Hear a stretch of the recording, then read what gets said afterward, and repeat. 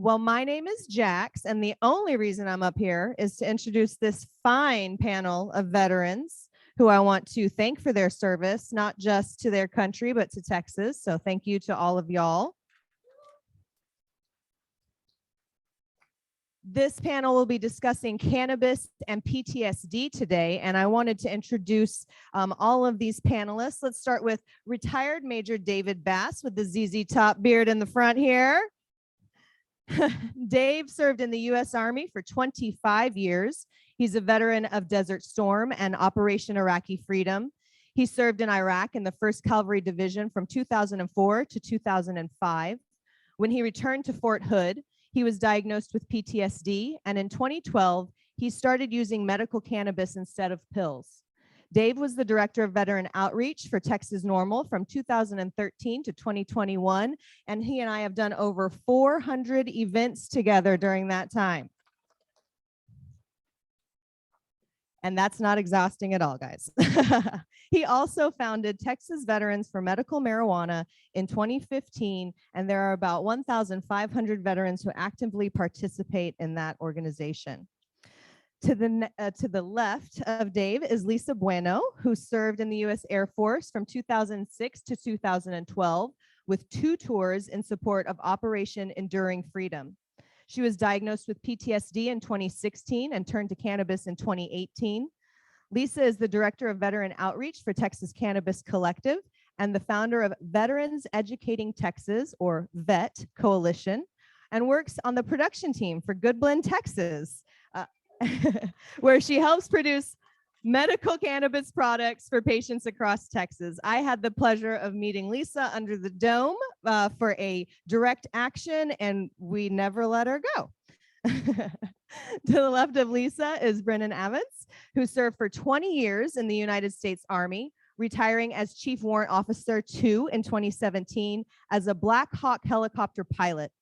He served 3 combat tours in support of our Operation Iraqi Freedom and was inducted into the Honorable Order of St. Barbara, as well as the Sergeant Audie Murphy Club. The latter is a distinction that less than 1% of all non-commissioned officers ever receive. Brennan now lives in Boerne with his wife and daughter. Thank you for joining us, Brennan. And at the very end, we have Dr. Matthew Brimberry, an MD who is experienced in medical marijuana, a physician who works with delivering palliative care to patients through the Texas area for over 10 years. He's also the largest medical marijuana prescriber in the state of Texas through the Texas Compassionate Use Program. Dr. Brimberry serves as the medical director for the Texas Cannabis Clinic, a telemedicine clinic serving patients over the entire state of Texas. Welcome, Dr. Brimberry. And besides being veterans and besides being interested in cannabis medicine, everyone on this panel participated in a case study having to do with cannabis and veterans with PTSD. This is going to be the main talking point that they're going to be chatting about with us today. Of course, Dave, Lisa, and Brennan were patients in the study, and Dr. Brimberry oversaw the study, ensuring that everybody had top-notch care whenever they were in it. So I'm going to turn it over to David Bass. He will be leading and moderating this panel. Take it away, Dave. Thank you, Jack. Jackson Heather supported our veteran movement from day one, and we appreciate that very, very much. Thank you, Heather and Jack. Can our veterans stand up so we can honor you and acknowledge you, all of our veterans in the room? Thank you.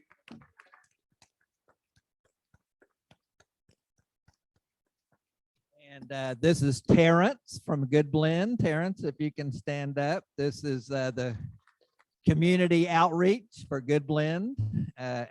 So we have 2 licensees, Texas Original and Good Blend. And they are simultaneously locked in fierce competition for our business. And at the same time, they work together to improve and expand this program, and that's how it should be. Thank you, Terrence. TCUP was established in 2015 by the Texas Legislature for epilepsy. It's not what we veterans wanted. It's not what we need. but it's what we got. And the reality is teacup is the Texas Republican version of a medical cannabis program. And so my opinion is, as long as the Republicans control state office and the legislature in Texas, teacup is what we will have. Stephanie Click wrote the original teacup bill. Stephanie Click is now the chairperson of the House Public Health Committee. And all of the legislators look to Stephanie for guidance and leadership on all medical cannabis legislation in the legislature. And as we saw last session, Stephanie allowed one medical cannabis bill to be heard by the Public Health Committee. Who authored that bill? Stephanie. So that's the medical cannabis bills that Representative Click will allow to be heard in her committee is her bill. So we're not happy about this, but I've talked to Heather, I've talked to Jax, and our strategy is that we veterans will continue in 2023 to advocate very hard for a whole plant medical cannabis program with home grow. We will never stop advocating for that. But realistically, we will continue to advocate to expand and improve the compassionate use program until such a time as Dan Patrick is not ruling the Senate with an iron fist, and perhaps Stephanie Click moves on to other endeavors. So just like Joe Moody told us, just like James White told us, it's one step at a time, incremental change, movement forward. In subsequent ledge sessions, veterans and patients lobbied, we added more conditions. 2021, after 5 legislative sessions of me and other veterans advocating, finally, PTSD was added, and I am now a legal medical cannabis patient in the state of Texas. That was my goal. Like I said, this wasn't what I wanted. I didn't think it was exactly what I needed, but it's what I got, and it works for me. The ledge also raised the limit, THC limit, to 1% by weight. And our focus in 2023 going forward is we will no longer advocate, this is me talking, we will no longer advocate to raise the limit to 5%. I talked to Morris Denton at Texas OG. I've talked to Terrence. My focus, and I hope other people's focus, will be to convince the legislature and Dan Patrick to do away with the THC limit and let doctors decide the proper dose for each patient, just like they do with every other medication. That's our goal. Do away with that THC limit. And if we do away with the THC limit, we can add vape products, and we can eventually add flower, which is the holy grail of what we're trying to do here in Texas. 1% by weight, this is how it works. Texas OG's mold for these gummies is 2.5 grams. And then I noticed when I weigh them that they shrink down to about 2.2 or 2.3 grams.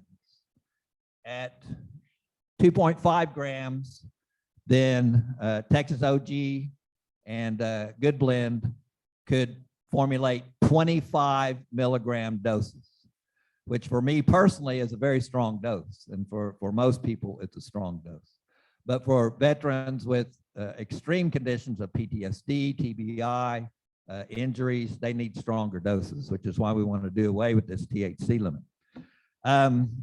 So Texas OG has come out with 20 milligram doses now. So, and I hope that Good Blend will be able to raise their dosage level too. Although what's wonderful about Good Blend is, I tell you what, they have an amazing variety of medications, which Lisa can talk to you about. Each licensee has different types of medications. So Texas OG has the 20 milligram doses out. That's a good thing. Teacup currently has 18,000 patients and 516 doctors. So if you're a doctor, Teacup doctor, can you please raise your hand? One from San Antonio right back here, Matthew Brimberry. Thank you so much. These are 2 of the 516 doctors, and there were some other doctors here yesterday. So Teacup requires our doctors to write actual prescriptions for this medication, which is unique among the 50 states. The other states, correct me if I'm wrong, just require a recommendation. But the legislators, we kept going and saying cannabis is medicine. And so they said, okay, if cannabis is medicine, then the doctors need to write prescriptions for it. You know, your doctor doesn't recommend that you take a psychotropic medication or an opioid. They write you a prescription. So we're going to require the doctor to write a prescription. And so me and Jackson Heather was like, oh my God, which doctor in Texas is going to be the first doctor to defy the federal government and actually write a prescription for medical cannabis? And I don't know who that doctor was, but some doctor was the first doctor in the state of Texas to write an actual prescription in defiance of the federal government, basically daring the federal government to take away that doctor's license, and wrote a prescription for medical cannabis. And now there's 516 doctors writing prescriptions for medical cannabis, and we appreciate it. Thank you, doctor. Thank you, doctor. And Matt will correct me on the things I'm wrong. Oh, that was Dr. Karen Keogh, and she wrote a prescription for a pediatric epileptic patient. Wow. Wow, that's fantastic. So this is Dr. Brimberry, Matthew Brimberry, one of our veterans. He's my doctor. I'm very proud that he's my doctor. We all love him. Dr. Brimberry, can you please tell us about your military service and how you ended up being a doctor prescribing medical cannabis in the state of Texas? Absolutely. Thank you, Major Bass. Hello, guys. I'm Dr. Matthew Brimberry. I'm the medical director of Texas Cannabis Clinic. We're a platinum sponsor here, and we're here with the rest of you guys pushing forward to try to keep Texas at the leading edge before the federal government eclipses us. So very happy to be here. After high school, I joined the U.S. Navy and spent 4 years on a destroyer out of Pearl Harbor and did 2 tours in the Persian Gulf. Most of that was under the Clinton administration. And then after getting out of the U.S. Navy, I was using the GI College Fund and the Navy College Fund and the GI Bill to get my undergraduate degree in biochemistry. And on September 11th, we all know what happened. 2 weeks later, I got activated again and went back out to the Persian Gulf to spend another 12 months in the sandbox. After that, I went back to the university, finished up my biochemistry degree, got into medical school, and went through residency in Fort Worth. Throughout my residency, I was a hospice and palliative physician. We call it moonlighting on the side until you can get your license. And then once I moved back to Austin and completed my residency, I continued as a hospice and palliative physician. I'm a medical director of 2 hospices at this time, and I'm the medical director of a palliative care team in Austin. As you can imagine, when you're in hospice and palliative care back in, before 2017, there's a lot of people that have family members that are hurting and suffering.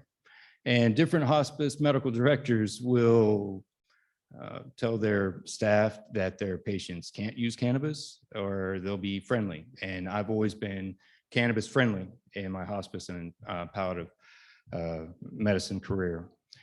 And I've been following the laws through Texas, just itching for it to open up so that I could write cannabis for my palliative care patients. And as soon as they opened it up in 2009, well, when they passed the law in 17, they allowed me to apply.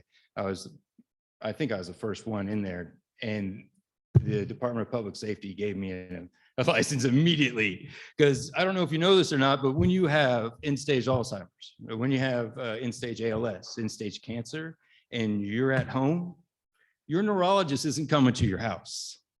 You've shed all your other doctors, and they leave it to your hospice and palliative doctor, and they were just itching so that they could get somebody who could prescribe this medicine, and that's where we started off with Texas Cannabis Clinic.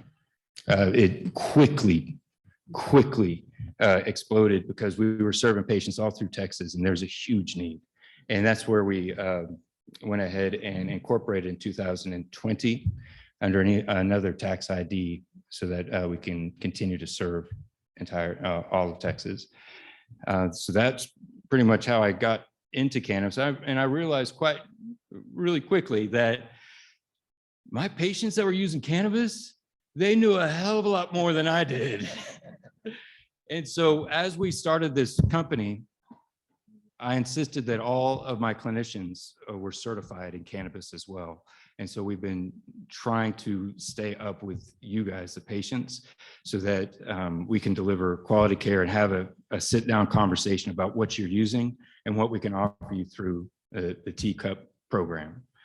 And then that will get into the PTSD focus group later on. Yeah. But that's how I got to be a prescribing physician in Texas, Major Bass. Well, we're thankful for you, Dr. Brimberry, and the other 515 doctors. It's going up about between 10 and 12 doctors per month. So we'll see how many we end up with. 2 or 3 years ago, God sent us Lisa Boyna. Because our veteran movement, it's like the military. The old guys rotate out and the new soldiers come in. And so old guy, new guy. So Lisa has founded Veterans Educating Texans Coalition, VET Coalition. So be sure and talk to Lisa about this new vet group, because we all want to support it and work with it. And Romana's going to work with Lisa. So talk to Romana too. Romana's an old warrior here in Texas, working for medical cannabis. She's been through lots of battles and wars. So I'm glad she's going to be working with the VET Coalition. So the thing about veterans in Texas, as Dr. Brimberry said, is I started using cannabis illegally in 2012 and started meeting a whole lot of veterans after I became the director of veteran outreach for Texas Normal. And I was astounded at the number of veterans in Texas who are growing their own plants and formulating their own medicine and growing really good plants and formulating really good medicine. And so these are veterans. And we made up our mind that we would not comply with an unjust law in Texas. We refused to comply. And so I met all these veterans who were using cannabis, growing cannabis, formulating medicine, and we started fighting hard. And one of the veterans I met was Lisa. And Lisa, can you tell us about your military service and your experience with cannabis prior to your joining Teacup? Sure. Well, first off, thank you, Dave, for that awesome intro.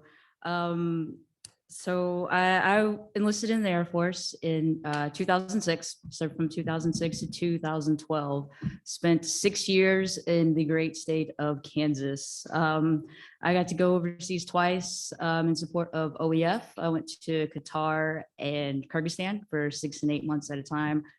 I got out in 2012, moved to San Marcos, and started going to Texas State. I got my undergrad in criminal justice, and I got my master's in rec therapy. So along the lines, I've worked with veterans in different aspects within those realms. I've worked in as an employment representative for Texas Veterans Commission. So I've seen veterans in the San Marcos community, in particular is where I worked, that were in need of just various resources, housing, employment, medicine, just VA benefits in general. And while I was going through that, like Dave, I met, meeting all these veterans and just being inspired by other people. During that period, I was diagnosed with PTSD in 2016. When that happened, a lot of things started to make sense as far as just issues that I had been dealing with. And so it was really nice to connect with other veterans in along the lines and work together on some other issues. I struggled a lot with my PTSD throughout that time. Alcohol was a big crutch for me. I could drink a bottle of whiskey a day, easy.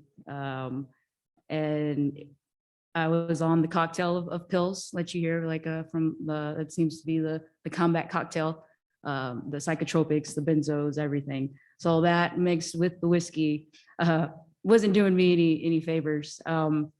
In 2016, actually, one of my buddies that I grew up with, he died by suicide, and he was a Marine with PTSD. And it was when I went to his funeral that I made the decision that I needed to do something. Like I couldn't see my buddy in that coffin and not do something about it. I made the personal decision to stop drinking after that. So I've been sober for over 5 years now. Thank you.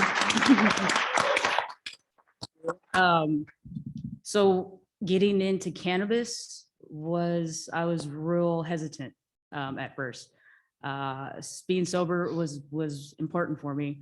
And I knew I have an all or nothing personality. I can't do just a little bit. That's just part of what, when you're an alcoholic or an addict, that's part of what it is. And a lot of veterans have these substance abuse issues. So when I started dabbling with CBD at first, I didn't even use full spectrum products. I used broad spectrum. Didn't even want the THC. I wanted to be just as completely sober as possible. That little bit of CBD started to help. I noticed a little bit of improvement. And so I started to incorporate a little bit more. I stepped it up to the full spectrum. But during that time, I was also going through a really bad PTSD spiral. My drinking was getting worse.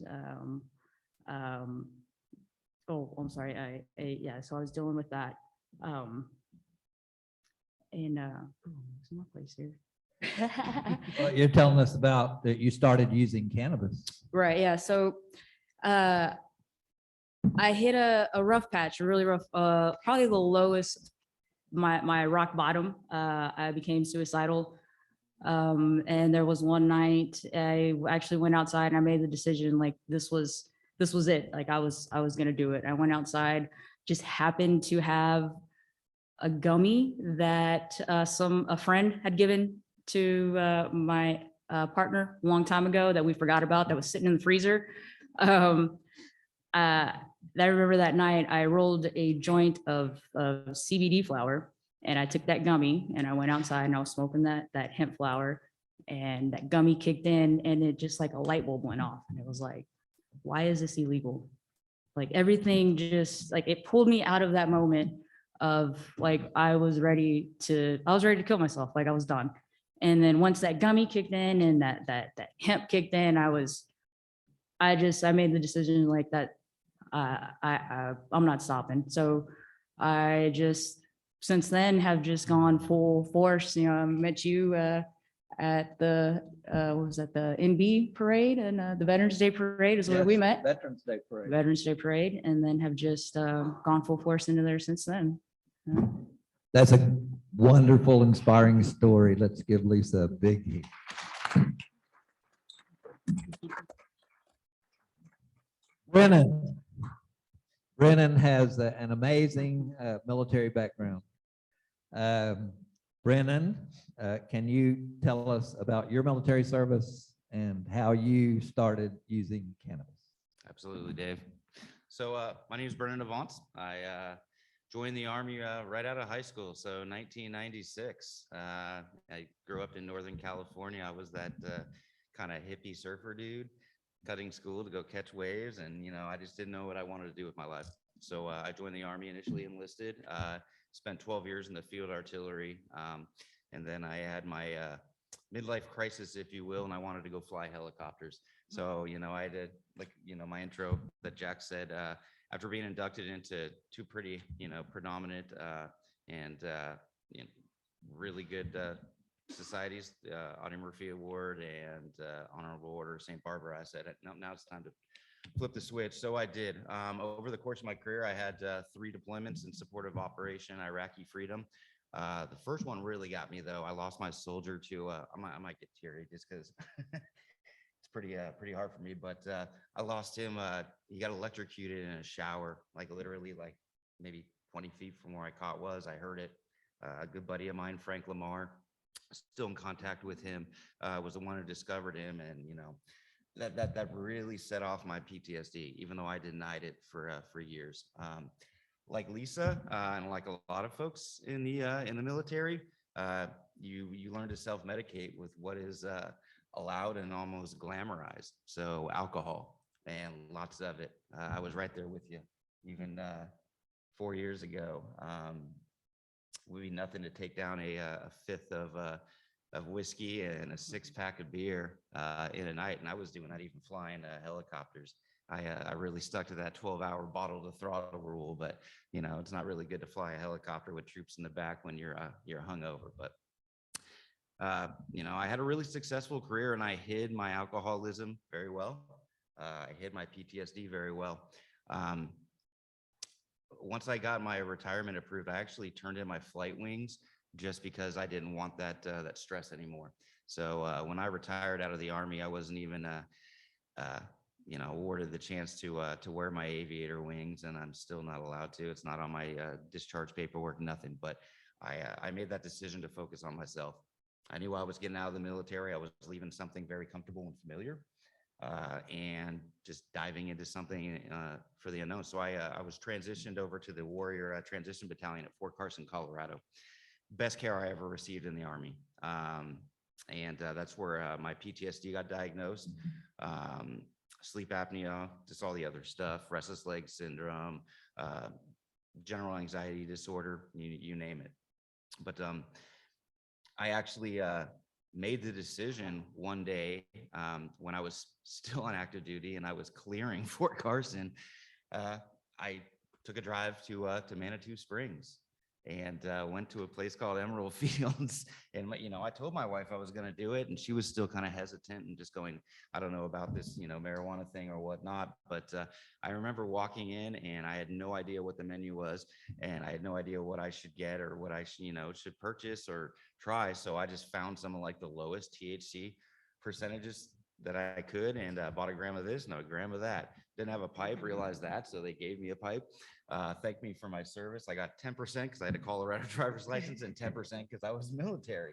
And I actually showed them my active duty military card to get that discount.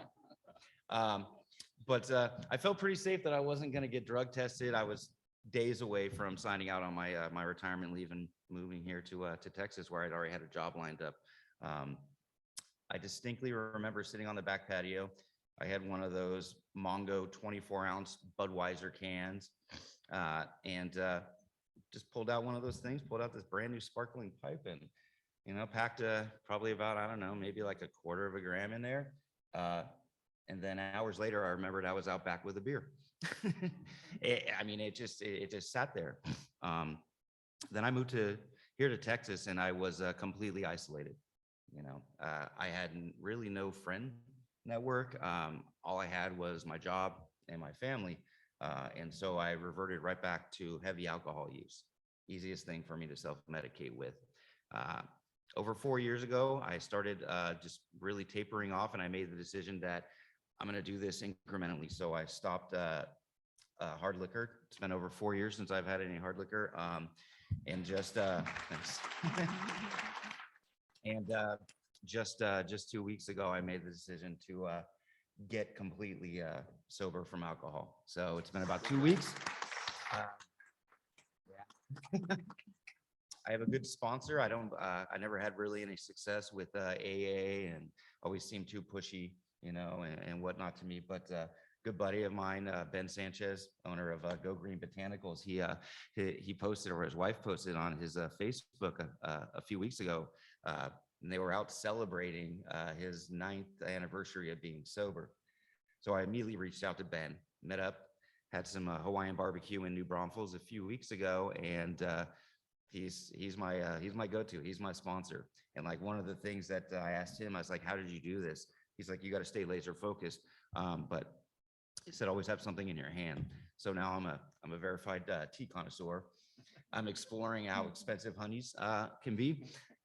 I shared this with Dr. Brimberry yesterday too, and just lots of fruit juice, water, and every now and then I'll binge on a gourmet root beer. But what's really helped me is the teacup meds.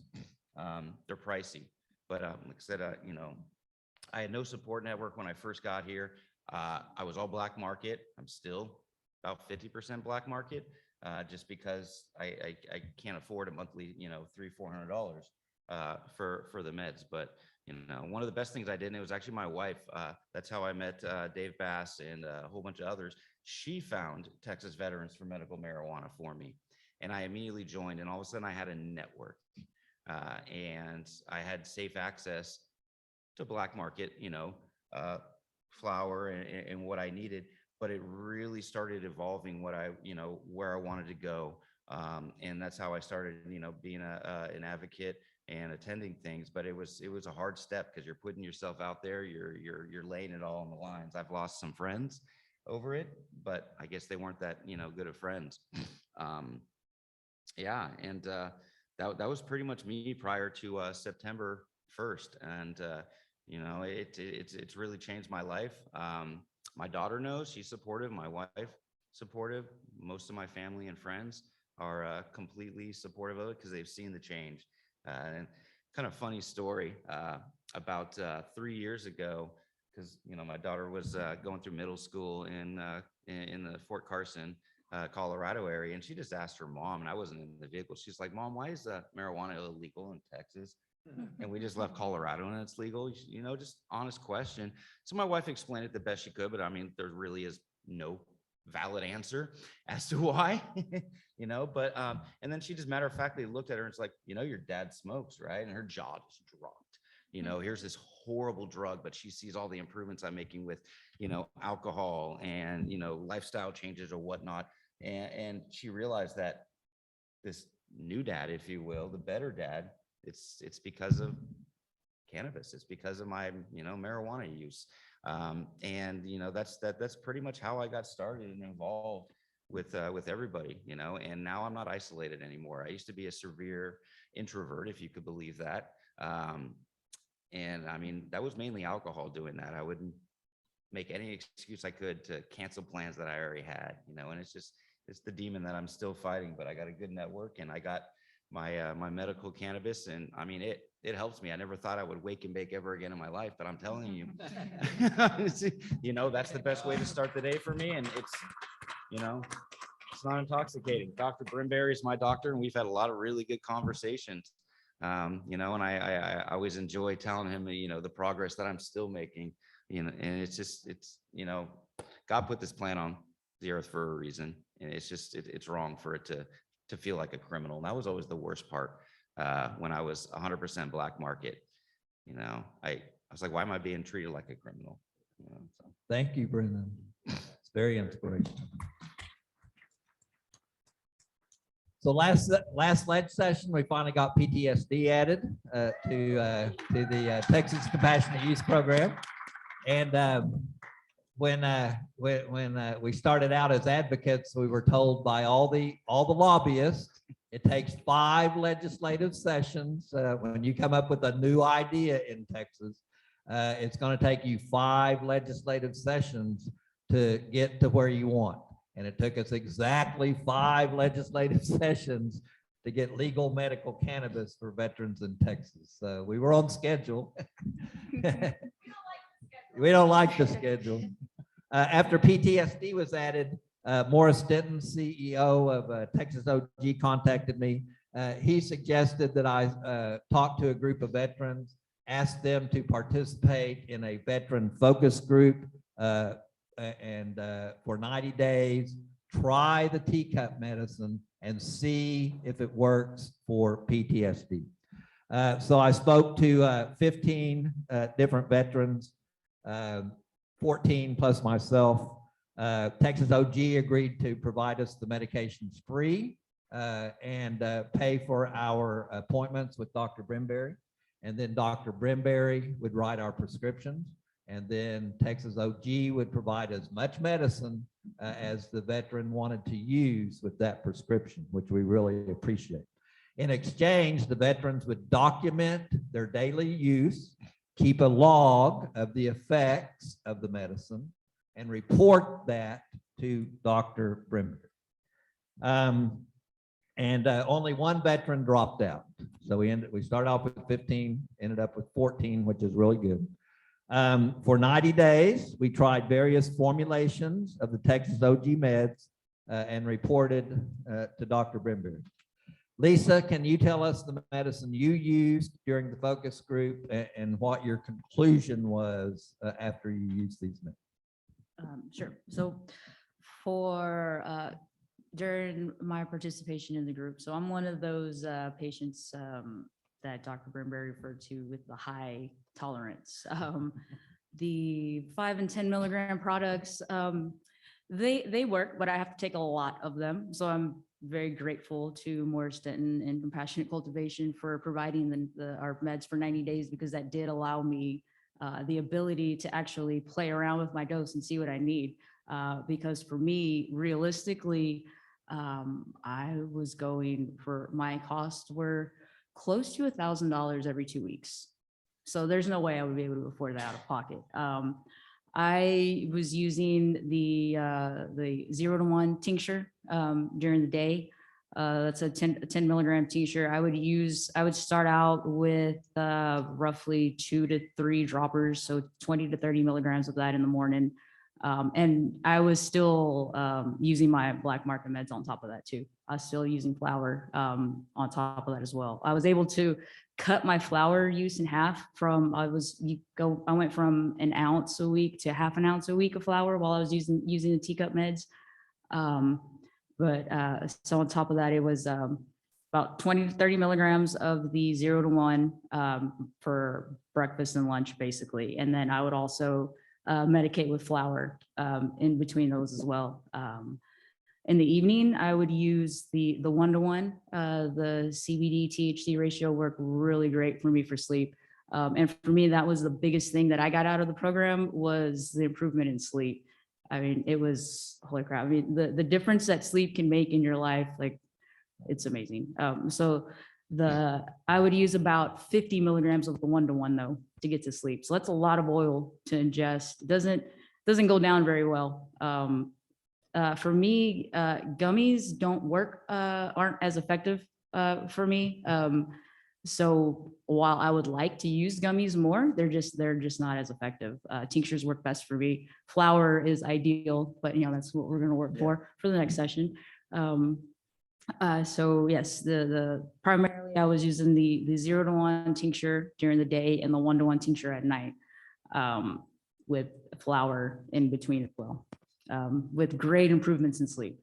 Once I was able to sleep, I saw improvements with my chronic pain, with my anxiety, my depression, with everything. 2 years ago, my PTSD was so bad I couldn't leave the house. I couldn't go to HEB by myself. I couldn't hold a job. It was, once I started using the black market meds helped, but even more so now I've noticed with the teacup meds, it's an even greater improvement. And it's the sleep. I'm going to chalk that up to sleep itself. Yeah. So still, I'm still using tinctures, but I'm using the Good Blend tincture, which has a CBN in it, which CBN makes a huge difference for that. So yeah. Brennan, what medications did you use and what was your judgment of those medications? All right. So I actually did something different, and I wanted to give the T-Cub meds the best benefit possible. So I took a 3-week tea break before I even started. So I cut everything out, and that was really hard. But I felt like I owed it to Morris, especially since, I mean, thousands of dollars were being poured into me, and I just wanted to, give the best feedback as possible. So I took a roughly 22, 23 day tolerance break. So no cannabis products at all, not even CBD. Initially, I started with taking the 1-to-1 balance ratio. So 5 milligrams THC, 5 milligrams CBD, 2 to 3 times a day as needed. And I had great results with it. I mean, I was blown away. And then at night, I was kind of the opposite of what your dosing was. I would use either the 0-to-1 10 milligram tincture or 0-to-1 10 milligram gummy. And I actually found that I respond better to the gummies. They last longer, especially at night, to keep me asleep. I have pretty bad sleep apnea. I have horrific restless leg syndrome. I'm probably one of the few veterans you'll see that actually has a 10% rating for RLS. And one of the things that I noticed was if I did not have THC in my system, I wouldn't sleep. I mean, severe restless leg syndrome, and the 10 milligram medication cut it all out, just like black market flower would for me. And I mean, it's gotten so bad at times, like when I was still active duty and I wasn't using cannabis, I would get up multiple times a night, walk around the house, do these weird stretches. I'd wake my wife up because I'd be running a super scorching hot bath just enough to cover my legs, try to get those settled. But it worked for all of those. And that's predominantly what I used the entire time. I did use flower, I think 3 times during the entire 90 days. And for me, that just really shows how well the medicines work. I'm currently taking about 25 to 30 milligrams throughout the day with my medication. And that seems to just sit perfectly with me. It handles all my symptoms. I'm not an angry driver like I normally would be. I'm always the guy that would break the horn and probably break my middle finger just for the stupidest things, and now I'm just, comfortable and happy. But the medicines work. There were a lot of skeptics. I was a little skeptical myself. We have folks going, oh, it's only 1%. They just don't understand this 1% by weight thing. And our medical program, it's nowhere near perfect. It's too expensive. It really is, and so that's why I still have to rely black market. But during the study, I did exactly what I was supposed to do and kept accurate logs. And I mean, my tolerance built up a little bit, which is to be expected. But I mean, I believe that they work for me, and especially the duration. It keeps me asleep at night. No restless leg syndrome, no panic attacks. The dryer could be making banging noises, and I'm not reaching for my my gun and thinking somebody's breaking in my house. I mean, it works, and I mean, now I'm sampling Good Blend stuff just because I believe in trying anything that's out there. Hopefully we get a bigger market for us and there's more products, but I mean, whether you go Good Blend or go Texas OG, I mean, they both work. They're really, really good products, high quality. Yes, all the veterans have been very consistent in saying, I love the Texas OG meds. And then they go try the Good Blend meds and they're like, I love the Good Blend meds too. So that both licensees are producing excellent medicine in Texas. Dr. Brimberry, what was your judgment and the result after all the veterans in the study had completed our 90 days? What was your conclusion? Well, I'm going to, before the study, I just want to thank Texas Original once again and that's a lot that they gave. And they gave us a lot of product to find out does their medicine help with PTSD symptoms? Because on September 1st, we opened the door. So before I get to the end of the study, I want to thank them for giving us the opportunity. But in preparation for September 1st, we had few patients that had PTSD. And so we're opening the door with a new condition. The patients that we had with PTSD had concomitant diagnosis like epilepsy, that they're coming from out of state, and we were learning from them how to use this medicine. There was some studies on CBD. There's a particular study in 2020, the year before, that showed 150 participants, and they couldn't. We went to a lecture today about studies and how you can't do a double blinded controlled study. You can do observational one. This was an observational one between 75 people who weren't using cannabis and 75 people who were, and how their PTSD changed over times. And they were using high THC products, unlike the previous studies with the CBD. 90% of those patients were using high THC. And that's, so between the small sample of patients that we'd already been taking care of and some rudimentary cohort studies, we put together this thing. And professionally, it's kind of, I was going out there on a limb, because you can't run this through an IRB, right? You can't take this medicine and go with it. And so we had to form it into a focus group. And I want to make a note of, we had 15 people that we wanted to push through. And so whenever you have somebody that drops out, you need to ask, what happened? Is he still with us? And that's what I was scared of on this whole study. He didn't even start. We had a hard time getting a hold of him, and he never returned our phone calls. So it wasn't that he didn't respond to the medicines, he never started the program. So let's look at the conventional PTSD medications that they're giving us at the Veterans Administration. Well, we only have two FDA approved medicines. We have sertraline and we have paroxetine, Paxil. Sertraline, when it was studied only in veterans, it didn't even make the cut to be efficacious for veterans. But in the general population, okay, it can work a little bit. So if we look at the symptom scores on patients that have PTSD, with sertraline, you can drop their scores on a score of 80. It's significant if you can drop it by 5 points, and it's clinically significant if you can drop it by 10. Sertraline came in at 6 points, and then also dropping it by 6 and dropping it by 9. So only one of their studies kind of worked.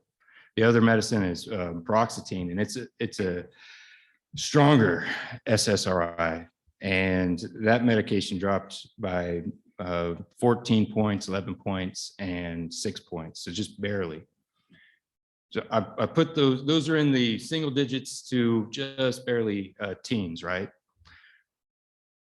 Our veterans in this study, they dropped their points by 25.6 on average.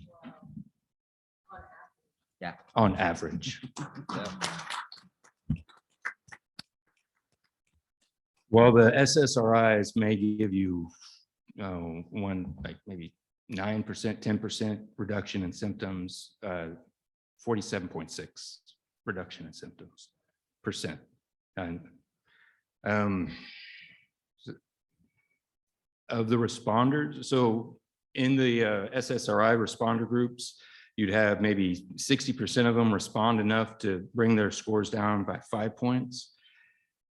We had 97 or 93% of our veterans responded to cannabis.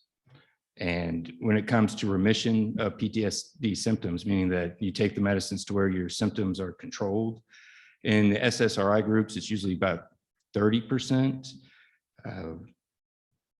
We had 71.4% of our veterans able to control their symptoms down to remission utilizing cannabis. More than 2 times that of pharmaceuticals. Just going to say that this is extraordinarily powerful medicine. And what I didn't say was the reason I brought up the dropout rate with sertraline and Paxil. Dropout rates usually 1/3 to 2/5 of we didn't have anybody truly drop out of this study. So that's where our results were. And it goes to show that we can get into the neuroanatomy, neurobiology of how PTSD affects the brain. Those medications that they're going after are way downstream from where the core symptoms are originating in the brain. And that's why this medicine works. It's one thing to hear amazing stories like that, and we need to hear them. It's another thing to educate our policymakers that no, it's not a fluke. It's based in science. We have CB1 receptors on the lateral nucleus of our amygdala, and that we don't have serotonin there. We got to hit the CB1 receptors, and you do that with cannabinoids. All right, that's what I got. Thank you, Dr. Brimberry. He's a great doctor. We're all lucky to have him. So we want to be sure and do a Q&A. And so what we're going to do is each of the four of us will tell you our number one improvement, that our personal top number one improvement that we want to see in 2023, and then we'll do a Q&A. And so for me, I had the opportunity to talk to Dan Patrick a few weeks ago, and I told Dan, I said, thank you that the Senate added PTSD. But if you want to, it's helping a lot of veterans.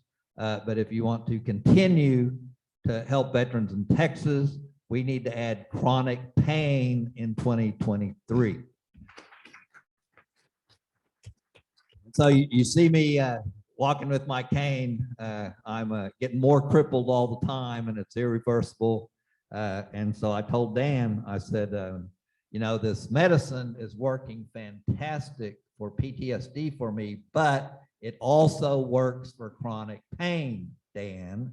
And so I hope I planted a little seed in Dan Patrick's brain so that in 2023, hopefully we'll have a bill to add chronic pain to TCUP. He'll remember that veteran he talked to in Bell County, and he'll say, okay, let's continue to help the veterans and add chronic pain. So Lisa, what's your number one issue with TCUP that you want to see improved in 2023? Well, I also had the opportunity to speak with Dan Patrick. And for me, my number one improvement that I asked him for is flour. We need whole flour. He wasn't receptive to that, but we'll keep at it. Maybe he'll remember that veteran in Hayes County when it comes down in for the session. But yes, whole flour. We need whole flour in teacup. I agree with both of those. But my personal goal thing I would like to see in the next lead session is get rid of that darn THC cap. There's no reason for it. It's not beneficial. And it should not be DPS and lawmakers making the determination of what works for me or what works for Lisa. DPS should not have no business in that. It should be our doctors. That should be the determining authority, just like with any other medication. That should be the determining authority. If Dr. Brimberry says, Brennan, I want you to start taking 20 milligrams at night because I'm not sleeping well, or my restless leg syndrome is just kicking my tail, I will follow my doctor's guidance. And if it's too much, then we adjust, just like every other medication. But that THC cap should not be dictated by lawmakers. Amen. Amen. That's exactly what I was going to say as well. And the reason being, we don't put a cap on this. Lisa was talking about the amount of oil. If you take the cap off, we can get RSO, and you can use just a minuscule amount. And for my palliative care patients that can't take big chunks of oil, I need that RSO. And I am pro vaporization as well. If I have a patient like Brendan that wakes up in the morning and in the middle of the night, his legs are spasming, why does he have to wait 30 minutes for his medicine to work? Just take a small hit off of vaporization that will put them right back down to sleep. I have so many patients with multiple sclerosis that get spasticity and they can't wait that long. So yes, going right off of you, I need that. We need that cap lifted off so that we can treat more Texans with more effective medicine. Amen. It's not their place. Ladies and gentlemen, what questions do you have? Jack Spinkle.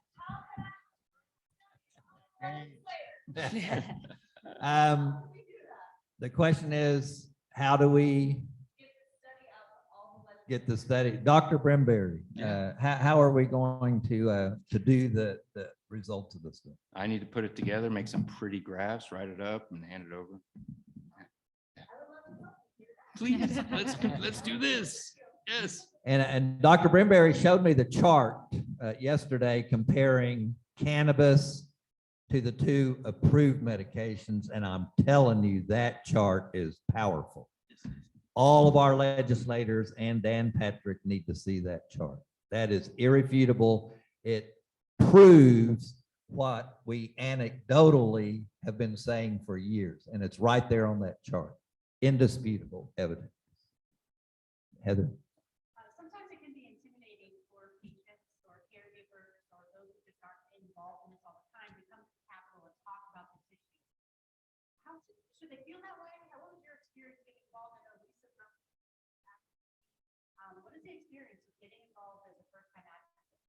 In 2013 was my first time to testify, and Jack was there, and I'm a veteran of combat or whatever, and I was scared to death. I was like losing my voice. I was so concerned about sitting in front of a whole panel of legislators saying, yeah, I use cannabis every day. I mean, I didn't want to do that. And I like had this thought in my head. It'd be like, DPS, arrest this man immediately.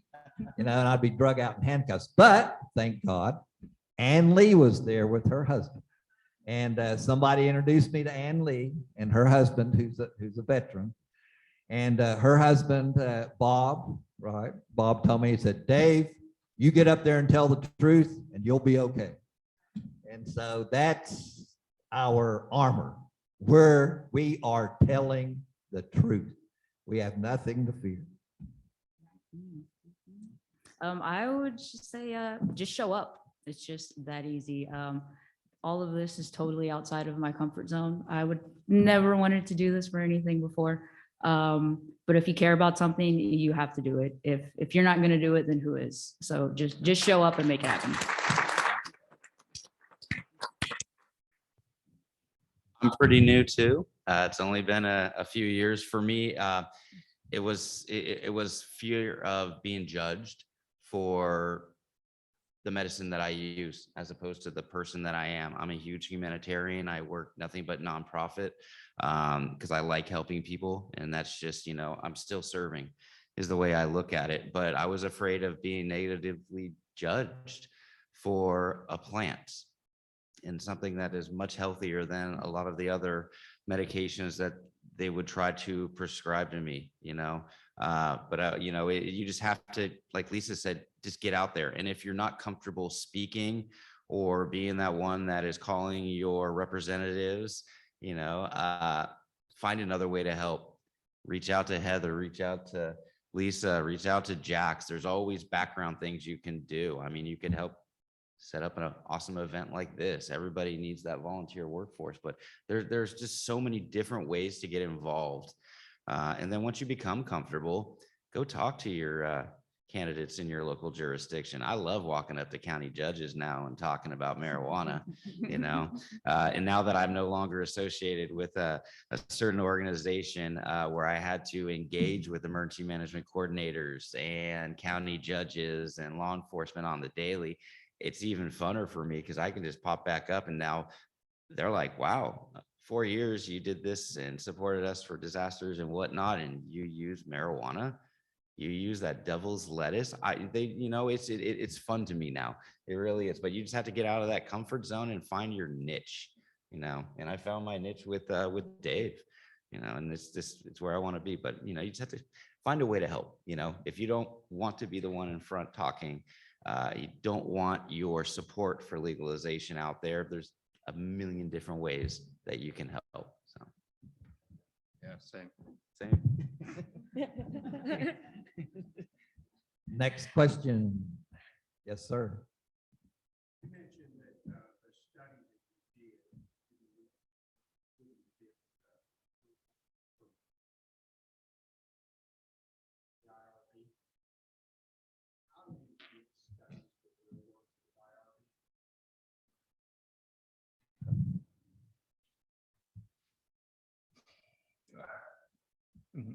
because of the schedule of the medication, you're gonna have a hard time getting institutions that are getting federal funds to approve those studies. And so most likely you'll need to go to independent IRBs. And those independent IRBs can help show you the pathway to get a specific medicine approved for a study. There are two pathways to do, and the IRB board will hopefully teach you how to do that. I'm actively doing that, trying to get the next study going. But there's some hurdles, but there is a way.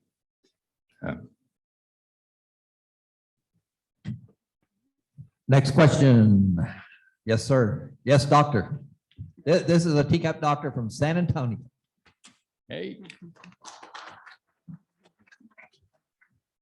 As a prescriber, especially PTSD, USA, is getting the word out, right? Because I think the people who are already use cannabis found me, right? They kind of use registry and we kind of line up. But it's the others that are afraid to use because they're afraid of losing their, as the benefit from the VA, you know, they did and educate me on this directive 1315, 2017 to protect veterans on the registry. But also, I try to make a radio ad. I can't say anything other than THC products for wellness. I can't do that. I can't say that else. I can't say cannabis. I try to do a Facebook thing and try to share it or post it. And that got shut down due to the recreational drugs. So I think part of the challenge, I went to the VA with some flyers and magazines like, you know, you can't send me here. I talked to oncologists that, you know, are a little receptive and they send me to their cancer patients. But I think it's, you know, because they're not already in the circle. And that's why I'm glad to see you guys kind of closer to San Antonio vets already advocate. Maybe it's a way to connect with how to spread more of that work outside of the VA. Because that's system, that's something that's turned away even the credentials behind the name. So that's something I'm not sure Dr. Brimberry, if you face a similar thing with PTSD in general. That's something I think it's a good kind of talk about it now. And we talked a little about yesterday, Major.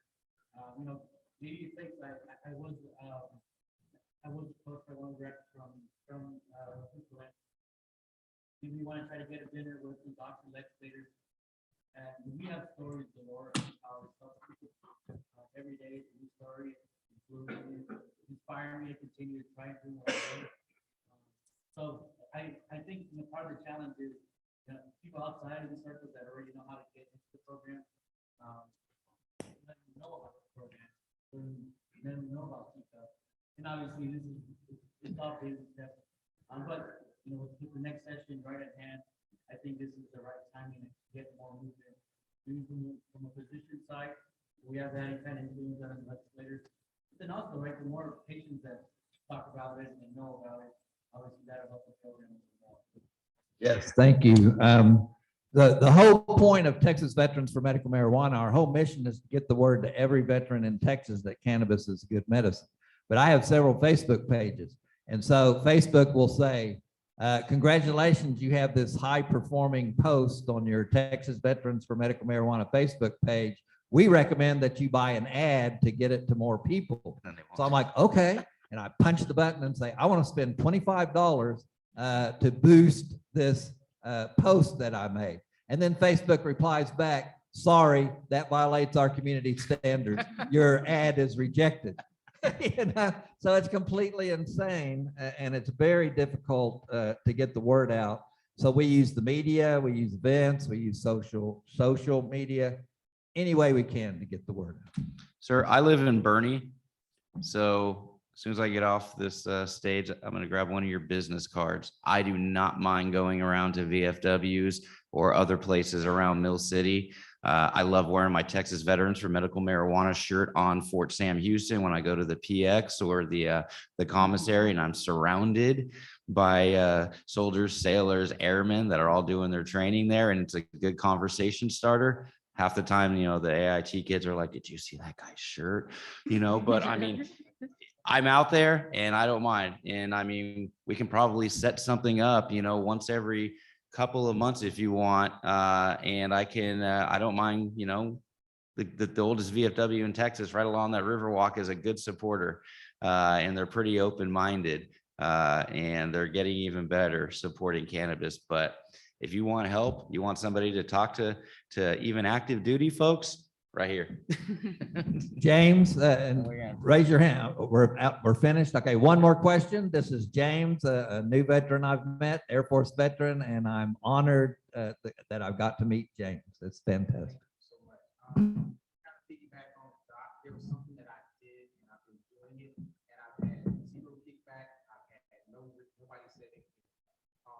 I went and I recorded a video, put it on YouTube about my personal testimony. Me, being a laboratory owner, me being co-owner of a CBD brand, I actually went to a lab or a medical center that tests for Department of Transportation workers and whatnot, and I randomly gave them a urine analysis and a hair sample. They had to shake my arm. I did that. They ran a random sample on me, and they both came back negative. And I've been taking THC-free products for about 5 years myself.